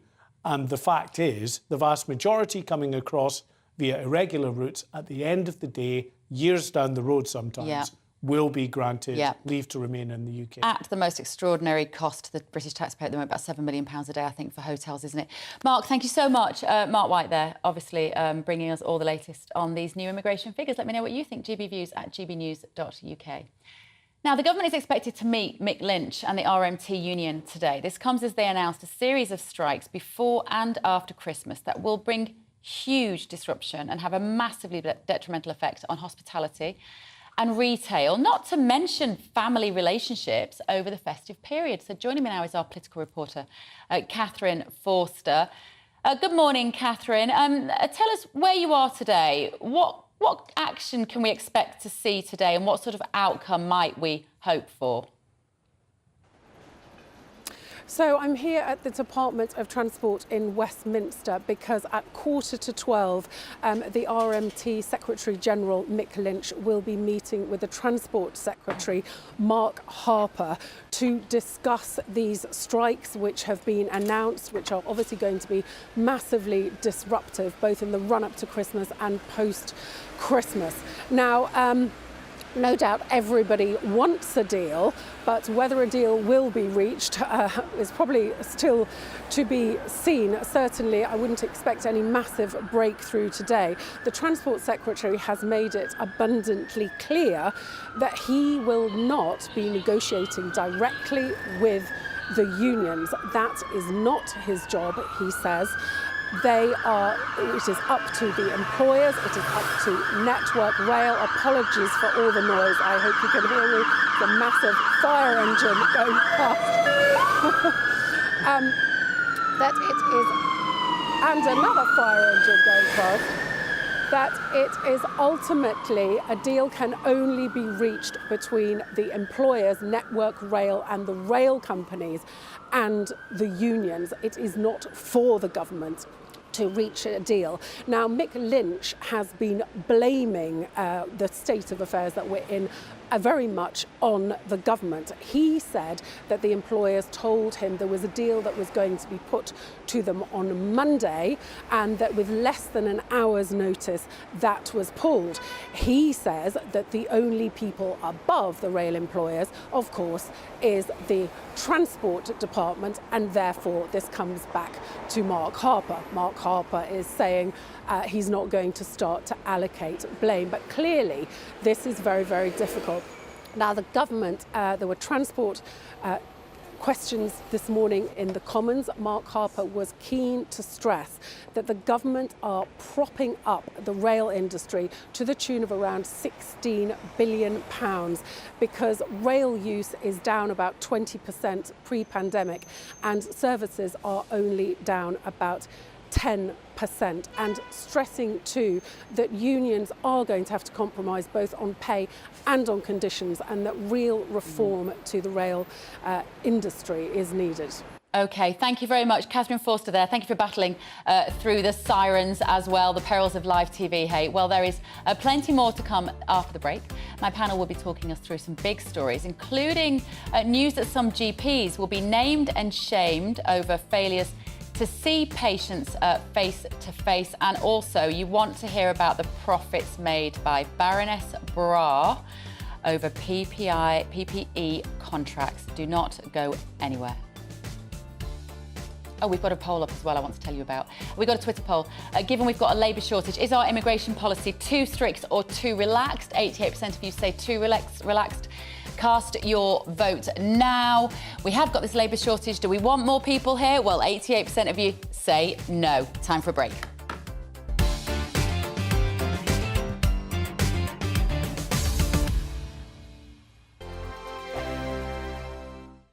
Monday to Thursday, 9 p.m. till 11 p.m. Join me, Dan Wootton. I'll bring you the sharpest takes and hottest debates. And it's about standards and public life. No, I'll tell you what's hypocrisy, Narinda. I guarantee you there'll be no spin. We believe in the UK. No bias, no censorship. It just doesn't make sense to me. He wasn't doing his job as Chancellor. And no reason to go to bed. So I guess they've always been quite woke. That's Dan Wootton tonight on TV, radio and online. Monday to Thursday from 9 p.m. till 11 p.m. on GB News. Every morning from 6 o'clock, we'll wake you up with GB News Breakfast with all the stories you didn't know from the night before. So whether it's serious news, entertainment, or your own views from all over our great nation, we're here to kick off your day with a smile. And the national media should be reflecting and reporting what's happening here. You will notice the northwestern accents. Whether you're with us on TV, radio, or online, every morning, it's breakfast from 6 a.m. Hope you can join us. Hello there, it's Eamon Holmes here from Breakfast on GB News. We're not just on your television and your screens, you know. We're on DAB plus digital radio, so you can listen to your favourite shows on the move. If you've not yet listened to GB News Radio, it's very simple. We're on your radio player and TuneIn apps, on your smart speaker, phone or tablet, or online at gbnews.uk. Take us with you wherever you go. GB News Radio. You never have to miss a moment of the People's Channel. Join me every Sunday at 6 p.m. for Gloria Meets. In exclusive interviews, I'll be finding out who our politicians really are and what they really think. I think I've seen probably quite enough of Matt Hancock to last me a lifetime. I'll also be getting to know you better, travelling to find out what you think about the politicians who are fighting for your vote. They've got to get this country back on track. Join me every Sunday at 6 p.m. only on GB News, on TV, radio and online. My name's Tom Harwood and join me 9:30 a.m. every weekday for The Briefing, your one-stop shop for everything you need to know about what's going on in politics today. I wonder if this is a deal that might need to be like the biscuits in this factory, twice baked. Is there not an opportunity here to win out against the extremes? Tom Harwood, GB News. What are you going to do about it? Things should have been done differently, and they certainly are being done differently. Don't miss it. The Briefing with me, Tom Harwood, 9:30 Monday to Friday on GB News. Hello, I'm Simon Evans. Join me on GB News for Headliners at 11 p.m, where I'll be joined by two of the country's top comedians as we take a look at tomorrow's newspapers tonight. If it's a big story, we'll be covering it, I guarantee, but we'll also have some fun along the way.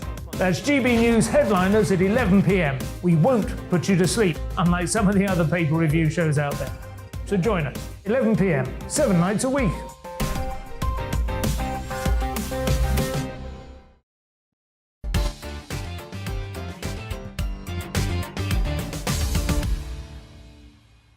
very good morning. Thank you for joining me, Bev Turner, today on GB News. Let me reintroduce my panel to you. They've been having coffee, they've been chatting in the background and getting their heads around these amazing stories. Former Labour advisor and writer Scarlett Maguire is here, always has the most fantastic opinions. A barrister and political commentator, Rupert Myers. I'm sure you do too, Rupert, but I've never met you before. Today's day one. You've got a high bar here with Scarlett next to you. And journalist and former MEP Patrick O'Flynn. I've seen you on the telly, Patrick. You're very good. Now, this story in the Telegraph today, this is about GPs who are going to be named and shamed if they fail to see patients face to face. What do you think about this? Well, yeah, the latest dispatch from the Tory clown show under which we all live when nothing works. I think Steve Barclay, the Health Secretary's media people, have done a good job for him on getting this story, you know, splash in the Daily Telegraph. Basically amounts to Steve is going to put out, and may already have done so today, some tables to tell people how often GPs see patients, whether you're able to get appointments with them. Now, this certainly gives the impression of some kind of dynamism and change happening, but in fact, what the follow-through will be, I don't know. GPs representatives are grumbling that they're going to be league tables between practices about what percentage of people are seen within this absurd target of a fortnight, which the government seems to think is amazing stuff. It used to be on the day when I were a lad. And also what proportion are seen in person as opposed to online. Well, call me a cynic. I don't see there being any follow-through on this. The NHS is under huge strain, as we know. There's all sorts of blockages, which means more and more people are just pitching up at A&E. Ambulances are queuing up, which means the ambulance response times are disastrous. People are dying. I really don't think publishing a few tables amounts to a row of beans. The other thing that it makes me think about, Scarlett, is whether this is also just demoralising for doctors already to think that now they're going to have their results named and shamed. Well, I mean, of course it is. I mean, it's crazy. And the other thing is it treats patients as though we have a choice. Yeah. I mean, oh yeah, I don't really like this GP practice, I'll go to another. You must be kidding. Yeah. The other isn't going to take me on. I mean, it's just it's spin. I mean, and it is absolutely pure spin. And yeah, we do need to do something.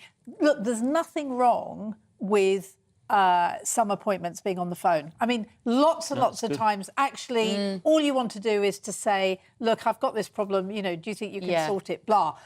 But, of course, we need to be able to go and see the GPs. Rupert, 2/3 of appointments now take place in person compared to 80% before the pandemic. Well, remote medicine is obviously the way forward for a lot of people. I've had remote consultations. You can do it by video. It would allow patients to see doctors who are maybe not as busy, but in a different part of the country. So it's a fantastic development. But the real problem here isn't, I don't think, that GPs are sitting around playing Tetris and not seeing people. It's that there are so many missed appointments within the NHS. And there wasn't discussion some time ago about putting down a deposit or being charged if you don't turn up. I think the real problem here is unlikely to be lazy doctors, because I mean, anyone who knows a doctor knows they work very hard. It's more likely to be people missing those appointments. But missing the appointments, and therefore, I mean, there is some backlog probably because of that. And the bed blocking with I don't like the phrase bed blocking, but elderly that can't be released out of the system, and you've got this backlog. Well, that's about social care. Absolutely. I mean, you know, we have... This whole conversation, the really... The whole problem is social care, right? I agree. And if we could sort out social care, we could get people into hospital, we could get the ambulances stopping, and probably we could do a lot to ease the pressure on GPs. Now, pressure, Scarlett. Pressure upon Labour-run Westminster Council. What's happening here about language? So what's happened is that the black Asian, the You've got to be careful how you say this. Yeah. Okay. What used to be called the BAME, which is black and Asian minority ethnics, Okay. Their network. They had an annual meeting, and they said we do not want to be called BAME anymore. Actually, what we should be called is global majority, because globally there are far more people of ethnic minority than white. And so Westminster Council said, well, if this is what you want to be called, then this is what we'll call you. And actually, this has been going on. We don't call people people we of don't call colour disabled anymore. people. We call them people with disabilities. We do all of that. And actually, for decades, the problem of people of colour has been incredible. I mean, people don't like being called ethnic minority. Yeah. You keep going and going and going. So what do you think about this, Rupert? This was mocked by a barrister who tweeted, Colin Winter KC, who tweeted, I am no longer a BAME in Westminster. I am a GM, neither a car nor a weird fruit or vegetable, but a member of a global majority. It doesn't make sense, firstly, because you can cut and slice the global majority however you like. You could say there's a global majority of people who want Chinese. There's a global majority of people who want Brazilian. That in and of itself doesn't make a lot of sense. But the real problem is the policing of language has got to the point where a lot of people seem more concerned with checking that you've said the right word than wondering about your intention and your reasons for doing that and the meaning behind what you're saying. And I do worry we've created a society where it's a constantly evolving linguistic minefield where you're always a couple of steps behind somebody who's come up with some new brilliant phrase. And all they're really looking to do is criticise the use of terminology from people who are, I'm sure, incredibly well-meaning, rather than focusing on the real problems faced by people of ethnic minority status. Well, Sir John Hayes of the Common Sense Group said minorities and majorities are out of context. You can't use the term majority out of context. It's important, Rupert, though, isn't it, that we get the language right, because language is so powerful in these issues. I think this is actually a very serious story. I note that Westminster Council, after being Tory for decades, went Labour at the last local elections, and this follows. I think this obsession in our country with dividing people by race is really damaging because we're one of the most racially tolerated I'd love to return societies. to a time when everyone is judged on their character and their actions as opposed to the amount of melanin they've got in their skin. But Scarlett, I'm so sorry. I want to get Rupert's story in. Oh, yeah. Baroness Bra. Come on, Rupert. Michelle Moan, she is the woman that owns the lingerie empire. She and her children, this is according to a newspaper report, claimed she and her children received £29 million in profits from a COVID equipment firm that she recommended to ministers. This stinks. Well, legal disclaimer, these are allegations. But if any of these allegations uncovered, I think first by The Guardian, are correct. She lobbied for PPE MedPro to get a £200 million contract. She denies having any involvement or any financial link with it. Some 60-odd million in profits were skimmed off that, went through an Isle of Man bank, and half of that came to her children. Legal disclaimer, if any of that is correct, then she faces, at the very least, I would think, possible expulsion from the House of Lords. If not, I know that there's also a fraud investigation. And this is in the context of, I believe it's something like 9 or 10 billion pounds of PPE was completely useless. And this is the tip of the iceberg. I've been kicking myself for 2 years. I've got Matt Hancock's number. Why didn't I text him in the middle of this pandemic and make tens of millions of pounds? Because you're a decent man. Well, or I didn't think of it. But the point is, people were profiteering during the most acute drama and the most acute suffering of certainly my lifetime in this country.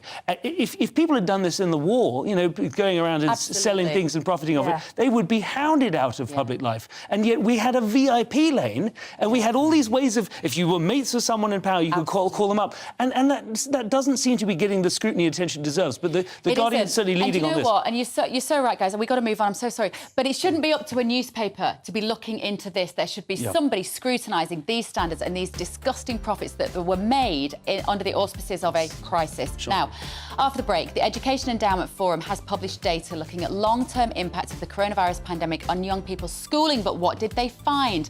That's coming up after the morning news.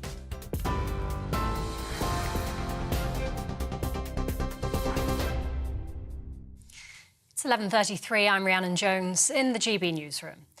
The number of migrants arriving in the UK has hit its highest level since the Second World War. Data from the Office for National Statistics shows 504,000 more people moved to the UK than left in the year to June. The figure beats the previous highest record of 390,000 in 2015. The ONS says the sharp rise has been driven by unprecedented events, including the war in Ukraine and the end of COVID restrictions. 120 people have been arrested in the UK's biggest ever fraud sting. The global operation brought down a website which helped criminals scam thousands of victims out of millions of pounds. The site generated a spoof phone number, which made it look as if calls were being made from banks, tax offices and other official bodies. Around 70,000 potential victims will now be sent a text message asking them to contact police. Ofgem has raised the energy price cap, which will come into force from the 1st of January. Without government support, the average household bill would hit over £4,200 a year. But the energy price guarantee means customers will pay £2,500 until April. Support has been promised for 18 months. Consultancy firm Cornwall Insight says it means the government could end up paying around £42 billion. Every school across Scotland is closed today, with teachers staging their first national strike in almost 40 years. Thousands of staff are demonstrating outside schools and Parliament, calling for a 10% pay rise. Members of the Educational Institute of Scotland are warning of further industrial action if their demands aren't met. And postal workers are also striking today. The Communication Workers Union claims Royal Mail is trying to spin people into thinking it's modernising the service. It's calling for the government to intervene, saying the postal chief executive has made negotiations difficult and should be sacked. TV, online and DAB+ radio, this is GB News.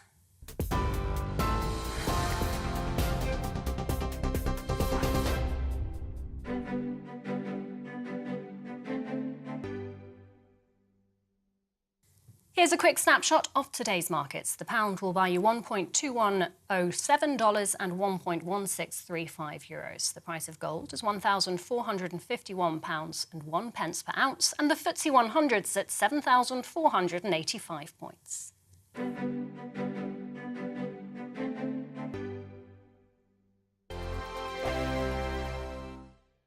I'm Mark Dolan. Join me at 11 on GB News for Headliners, in which I'll be joined by two of the UK's top comedians discussing tomorrow's papers.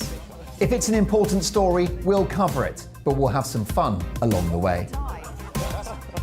Headliners, the late-night paper review that won't send you to sleep like the others will. 7 nights a week at 11 p.m. on GB News.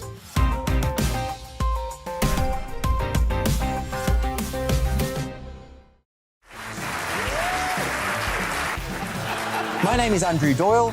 Join me every Sunday evening at 7 p.m. for Free Speech Nation.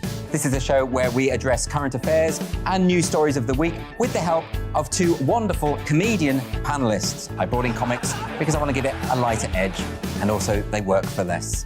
See you there.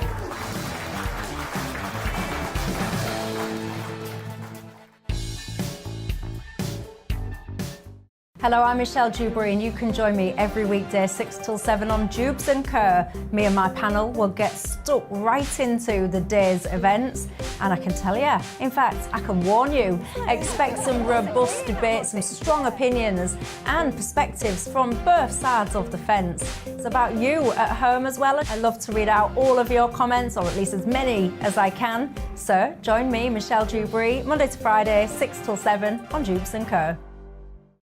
I'm Mark White. As GB News Home and Security Editor, I cover those key issues that are so important to you. Our authorities, our communities doing all they can to combat violent crime. With the public services under unbearable strain, why are we still failing to control our borders? Defence, the first priority of any government, has been continually hollowed out.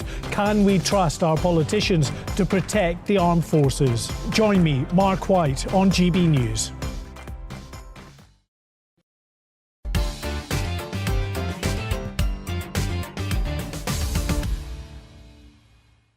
Now, if you're just joining us, where have you been? We've had such a busy show. We've got another 20 minutes or so to go, so don't go anywhere. You are watching Bev Turner on GB News. Now, definitely, lockdown was not the best for children in terms of learning and reduced time in school. The Education Endowment Forum has released data today looking at the longer-term impact of the COVID measures on younger pupils' development, including their reading and maths skills.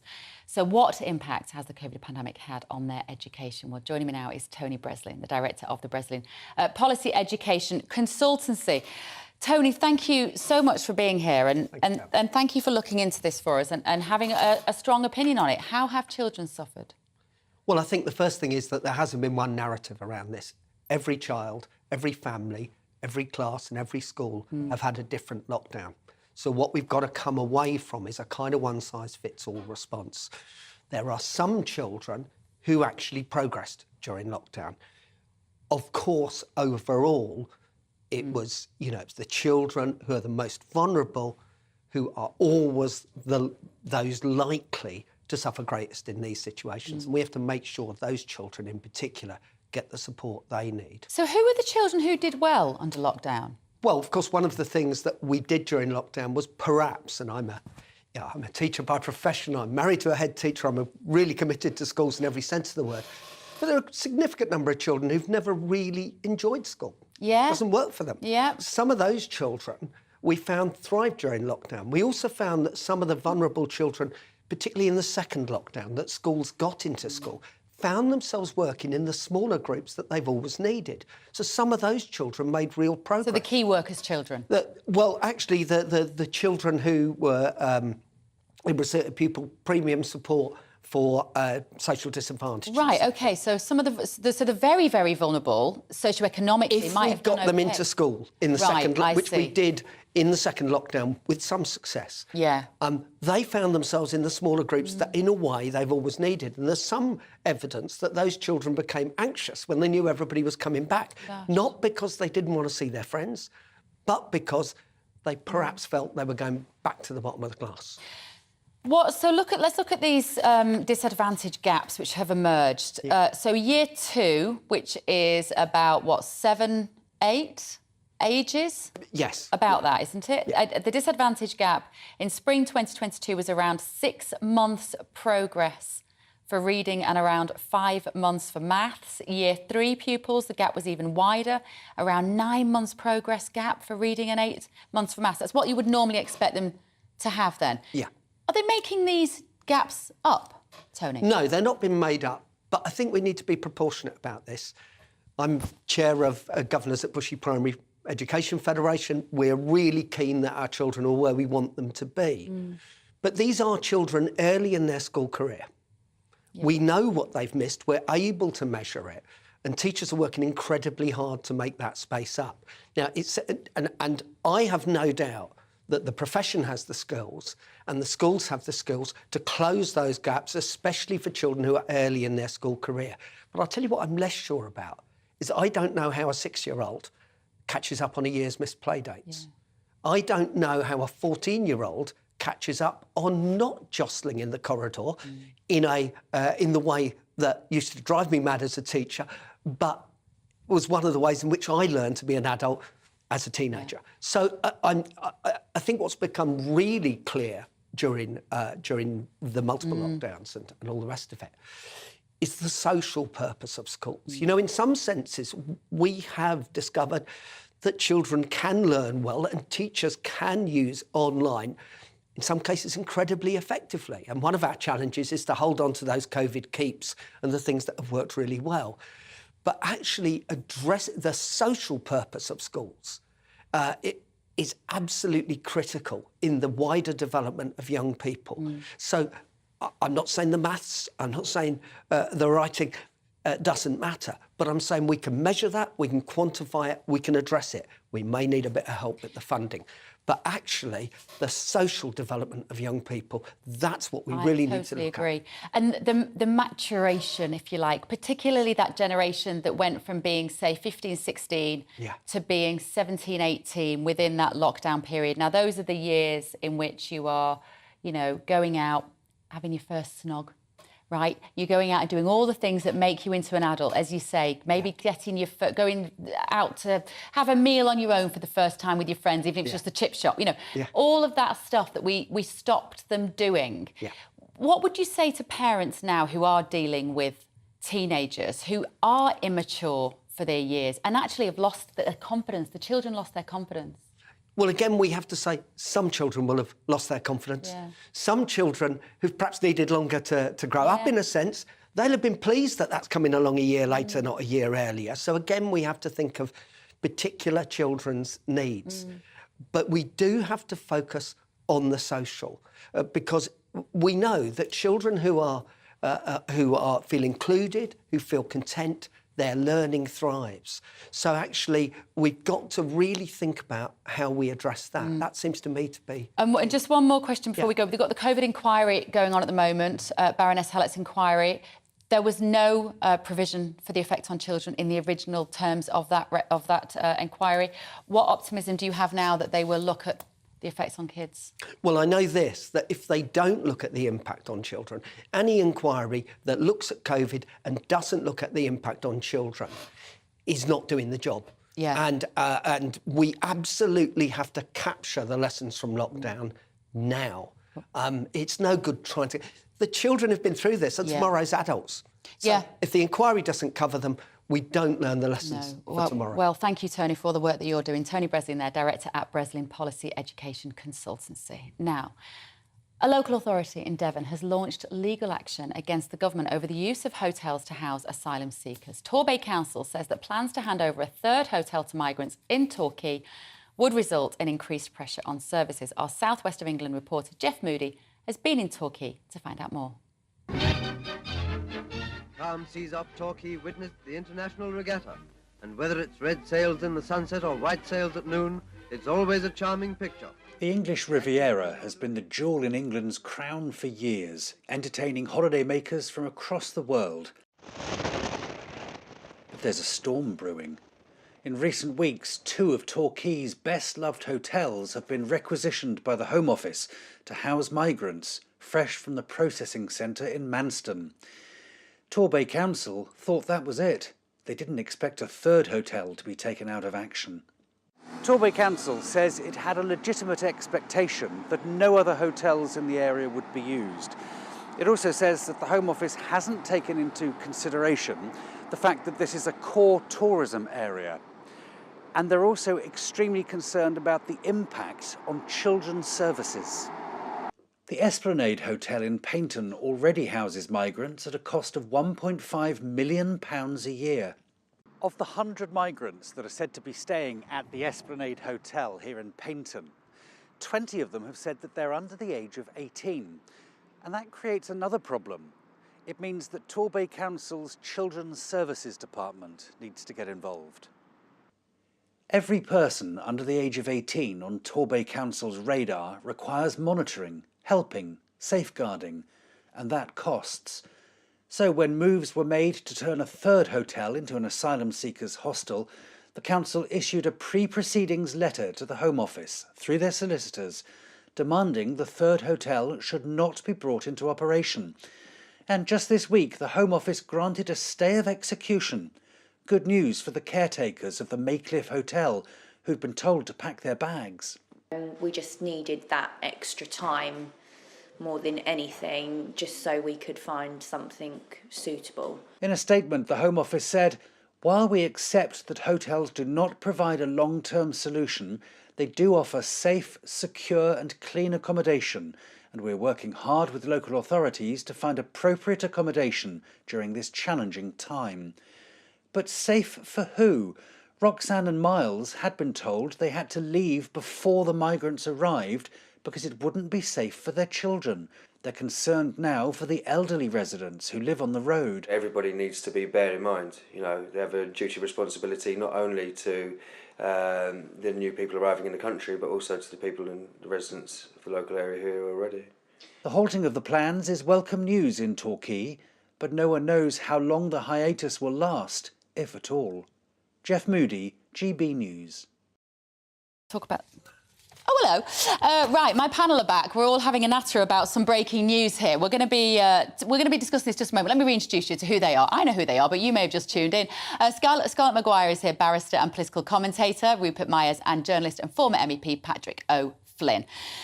We're talking here about Jeremy Hunt's trying to micromanage our behaviour at home. It's not going down well, this, is it, Rupert? Let's look at the headlines that have just broken.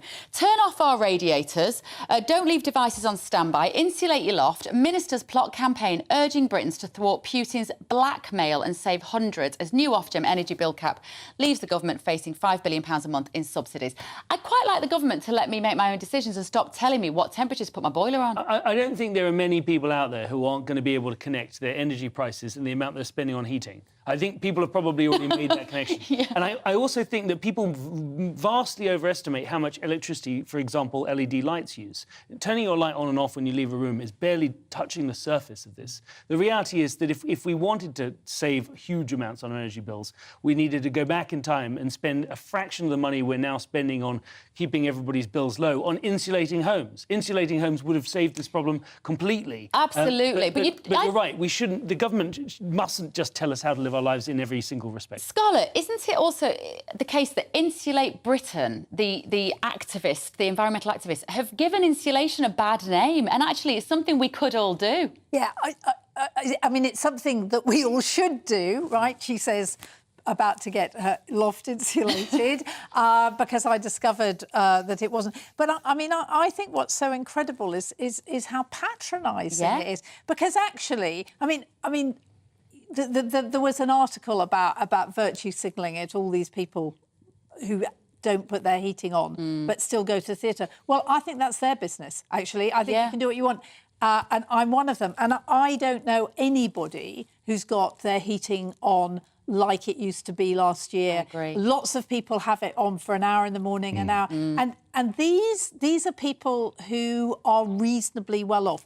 I think the people who are having real problems, God, they know. I mean, the thought that their heating is on too high, the thought that they leave their radiators, if they have radiators, on in rooms that aren't being used. It's just, and it doesn't actually. I mean, I was listening to a nudge person who said, well, you know, you shouldn't have a shower in the morning. You should strip wash. And you think, oh God. I'm sure Jeremy Hunt is doing that. Maybe he picks one of his houses to shower in the morning and another house to shower in the evening. Patrick. Yeah, I have no objection to more information. So, for instance, how much more does it cost you to boil a kettle that you've filled completely to one that's only half full and you're only making 2 cups of tea? Fine, publish the information. But for multimillionaires like Jeremy Hunt and Rishi Sunak to be telling us things like turn off your radiators when you leave the house. I mean, what do they think we're doing? I know. Who isn't aware of that? And some of the ideas listed seem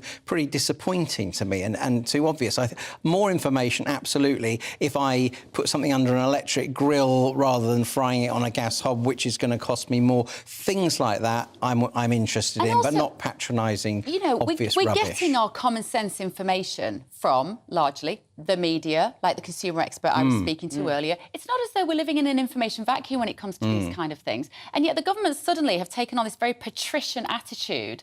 Can you imagine Margaret Thatcher, Rupert, ever telling the nation, turn your boiler down? Well, she wouldn't have had the gall to do that. I think the problem is, in recent years, thanks to the coronavirus pandemic, the government now feels it can intrude on pretty much every aspect of our lives. I mean, having locked us in our homes, they can now tell us what we do inside them, or they feel like they can. No, it is worrying. I do think there's a lot of information for people out there, but what there really isn't is the long-term energy solution and planning that mean that we'll never be in this. We need to not be in this situation ever again. I agree. We need to make sure that evil dictators can't turn the taps off. Yeah. We need energy security.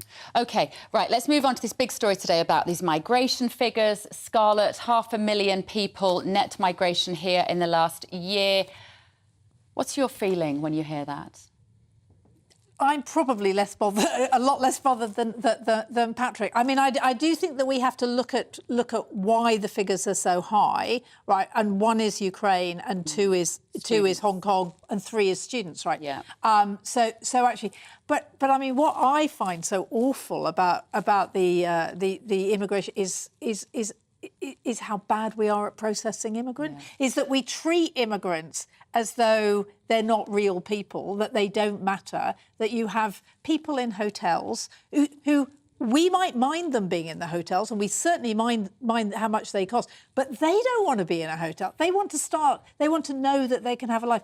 I mean, you know, it was so shocking that last year, out of all the people who needed processing, 4% were done. I mean, we used to process people in weeks. And this isn't about a sudden influx. This is actually about not doing the things system properly. not being right. Patrick, we don't treat these people as humans. I think that's completely wrong. We're obviously one of the most welcoming countries in the world. The real disgrace today is, again, the clown show Tory government. This is the biggest lie of all the mistruths they've told. They've been telling us for 12 consecutive years they were going to bring down net migration. For most of that time, they said into the tens of thousands. They never delivered it. It was always 250,000. To produce 500,000 in a year is curtains for the Conservatives.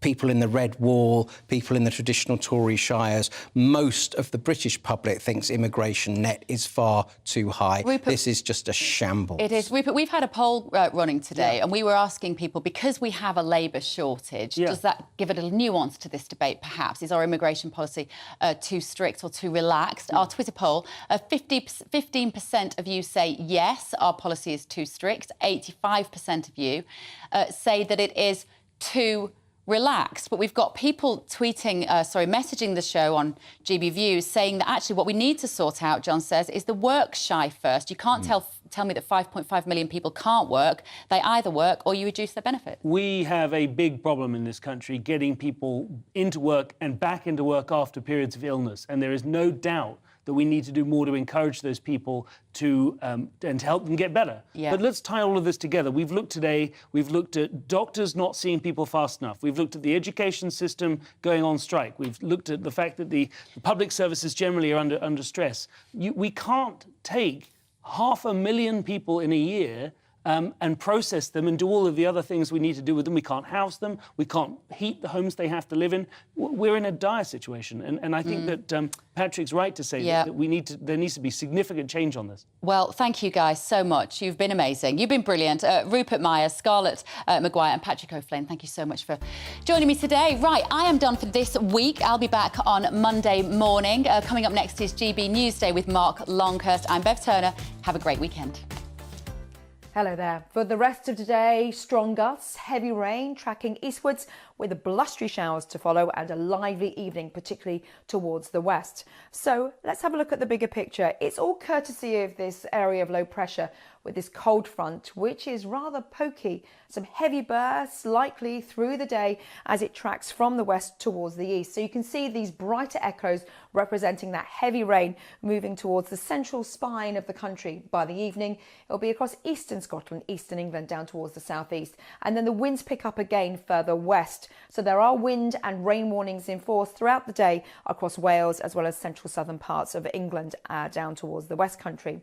So through this evening, yes, a very windy one to come associated with that rain band. That rain band does clear though, but showers move in, particularly across Irish sea coast, western parts of Scotland, Northern Ireland, gusts up to 50, 60 miles an hour for a time and also gales. But then things tend to quieten down across England and Wales, a few showers lurking and always showery across central and northern western parts of Scotland as we enter Friday. It will be a chilly start to the day as well, with some sunshine coming through once the sun rises. But you can see here towards the northwest, showery bursts of rain throughout and also that strong wind.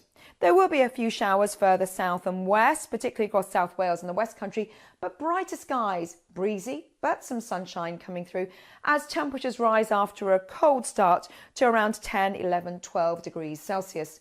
So that's Friday. Into Friday night, many areas becoming dry, fewer showers across much of Scotland, Northern Ireland seeing 1 or 2, and that leads into a cold start to Saturday. We're likely to see some mist and fog patches to start the day. Isolated frost also, and then more rain arrives, and that rain sweeps across the country, stores across the southeast as we head through to Sunday, and still breezy.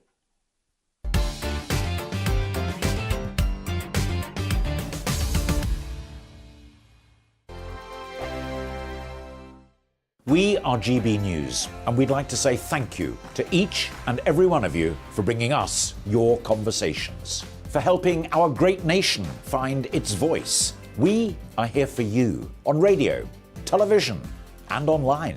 across England, Scotland, Wales, and Northern Ireland. It's not the BBC, you actually get your facts right. We are proud to be GB News, the People's Channel, Britain's news channel.